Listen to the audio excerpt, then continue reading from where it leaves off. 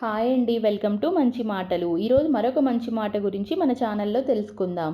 చాలామంది ఇళ్లలో భార్యను భర్త ఇంట్లో ఖాళీగానే ఉన్నావు కదా అనే మాటను మనం తరచుగా వింటూ ఉంటాము. అది చూసి ఈ మధ్య పిల్లలు కూడా ఖాళీగానే ఉన్నావు కదా అమ్మ, మాకేమైనా చేసి పెట్టు అని అనటం మొదలుపెట్టారు. ఒకరోజు ఒక అమ్మ భర్తని పిల్లల్ని బయటకు పంపించాక నేను ఒకరోజు ఖాళీగా ఉంటే ఏమవుతుంది చూద్దామని అనుకొని ఏ పని చేయకుండా కూర్చొని టీవీ చూడటం మొదలుపెట్టింది. ఆ రోజు సాయంత్రం పిల్లలు స్కూల్ నుండి రాగానే అమ్మ ఆకలిగా ఉంది, ఏదైనా పెట్టు అని అరవటం మొదలుపెట్టారు. అమ్మ పలకలేదు. అమ్మ పాలు అయినా ఇవ్వమ్మా, ఆకలిగా ఉంది అని పిల్లలు అడుగుతూ ఉంటారు.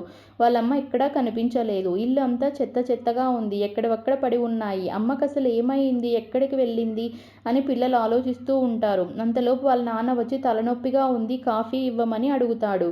పిల్లలు అమ్మ ఇంట్లో లేదు అని జరిగిన విషయమంతా చెబుతారు. వాళ్ళ నాన్న కంగారుగా వంటగదిలోకి వెళ్ళి చూస్తాడు. పాత్రలన్నీ సింకులో వాసన వస్తూ ఉంటాయి.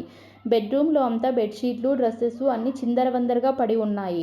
అందరూ వాళ్ళ అమ్మను వెతుక్కుంటూ మేడ మీదకు వెళ్తారు. అక్కడ వాళ్ళ అమ్మ ఏదో బుక్లో నవలు చూసుకుంటూ ఉంటుంది.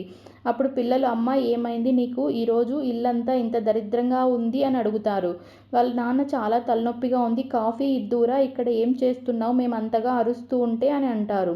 దానికి వాళ్ళ అమ్మ నన్ను మీరు ఏం పని ఉంది, ఖాళీగానే ఉంటావు కదా అని రోజూ అంటారు కదా, ఒకరోజు ఖాళీగా ఉంటే ఏమవుతుందో చూద్దామని మీరు వెళ్ళినప్పటి నుండి ఖాళీగానే ఉన్నాను అని చెబుతుంది.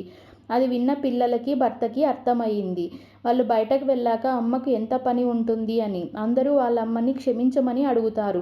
ఈరోజు నాకు బాగా అర్థమయ్యింది, ఇంకెప్పుడు అలా అనము అని అందరూ అమ్మని హగ్ చేసుకుంటారు. అప్పుడు వాళ్ళ అమ్మ ఆనందంతో ఉండండి, మీకందరికీ కావాల్సినవి ఇక్కడికే తెస్తాను, అందరం సరదాగా తిందాము అని అక్కడి నుండి వెళ్ళిపోతుంది. అందుకే ఎవ్వరూ కూడా ఇంట్లో ఖాళీగా ఉన్నావని, ఉద్యోగం చేయడం లేదని చులకనగా చూడడం తప్పు కదా. ఇంట్లో ఆడవాళ్ళు ఒకరోజు ఖాళీగా ఉంటే ఏమవుతుంది అని అందరికీ అర్థమైందనుకుంటున్నాను. మా వీడియో మీకు నచ్చిందనే అనుకుంటున్నాను. నచ్చితే తప్పకుండా లైక్ చేయండి. మీ ఫ్రెండ్స్ అండ్ రిలేటివ్స్కి షేర్ చేయండి. సబ్స్క్రైబ్ చేసుకోవడం మాత్రం మర్చిపోకండి. Thanks for watching.